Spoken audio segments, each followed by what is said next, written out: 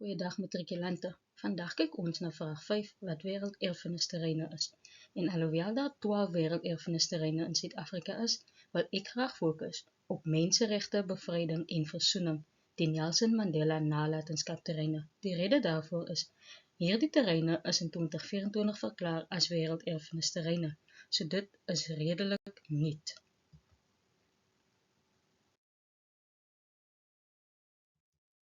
Wat gaan jy alles benodig om hierdie vraag te bemeester? Natuurlik 'n pen en kennis oor UNESCO se logo, hul hoofrol en funksie ten opsigte van wêrelderfenisterreine, 'n beskrywing van alle wêrelderfenisterreine in Suid-Afrika, hulle ligging op 'n kaart en hoe hulle aan UNESCO se kriteria voldoen. Ek het hier vir julle UNESCO se logo. En dan ook die logo wat gebruik word om aan te dui dat 'n wêrelderfenisterrein is.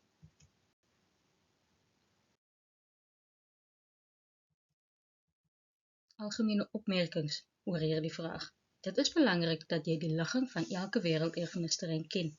Jy moet ook aanstaaf hoekom dit 'n wêrelderfenisterrein is. En UNESCO se rol met betrekking tot wêrelderfenisterreine is ook baie belangrik.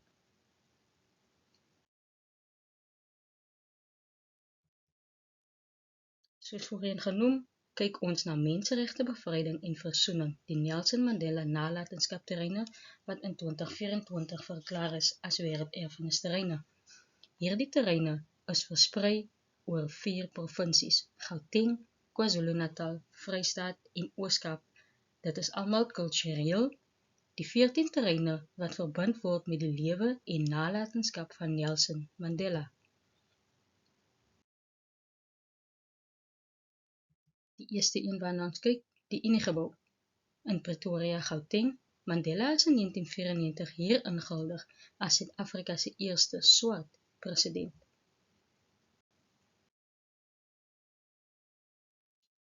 Daar is vir jou die ligging,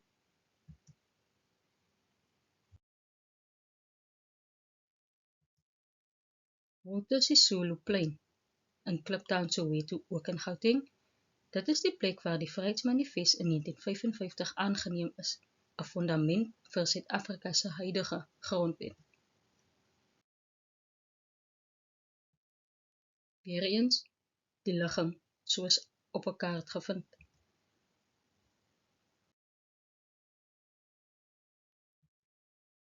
Sharpeville terreine in Sharpeville, Gauteng, 'n groep van 4 liggings wat gekoppel is aan die Sharpeville slagting van 1960 en die latere ondertekening van die grondwet. Sharpeville polisiestasie of die slagtingsterrein, Sharpeville gedenktuin en 2 grafte by die Velindaba begrafplaas.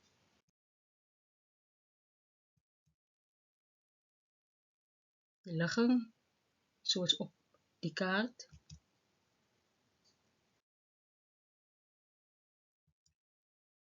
Liliesleaf Plaas, Rivonia, Gauteng, geheime hoofkwartier van die ANC tot 1963. Dit is deur die polisie deursoek wat tot belangrike arrestasies gelei het.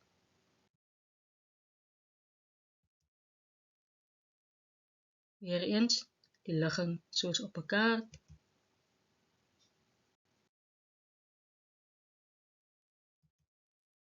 Junie 1976, die strate van Orlando West, Soweto, Gauteng, die middelpunt van die 1976 studenteopstand teen Afrikaans in skole.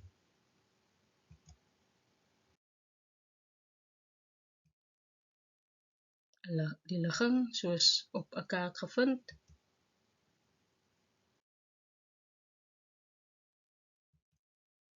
Constitution Hill, Johannesburg, Gauteng, voormalige tronk waar Mandela gevangene geneem is, nou die tuiste van Suid-Afrika se konstitusionele hof.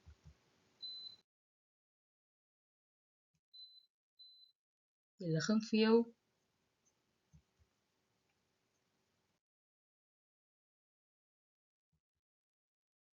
Ohlange Instituut, Inanda, KwaZulu-Natal. Dit is die skool waar Mandela in 1994 gestem het. Dit is gestig deur John Dube, die ANC se eerste president. Die ligging soos op 'n kaart.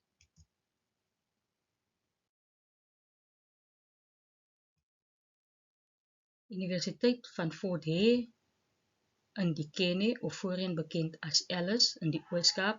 Dit is die oudste historiese swart universiteit. Mandela het hier gestudeer voordat hy weens protesaksie geskort is.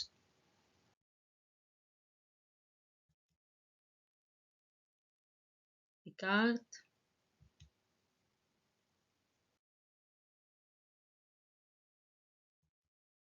Z.K. Matthews House in Fort Hare in die Oos-Kaap. Dit is die tuiste van professor Z.K. Matthews, medeskrywer van die Vryheidsmanifest en anti-apartheid akademikus.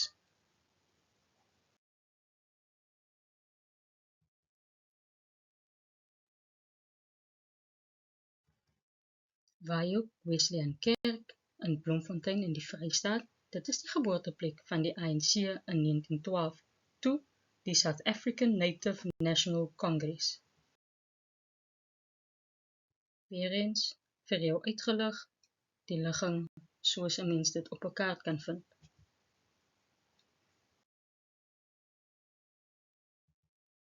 Great Place by Mtekers Way in die Oos-Kaap. Dit is die huis waar Mandela deur die Tembo-regent grootgemaak is na sy vader se dood.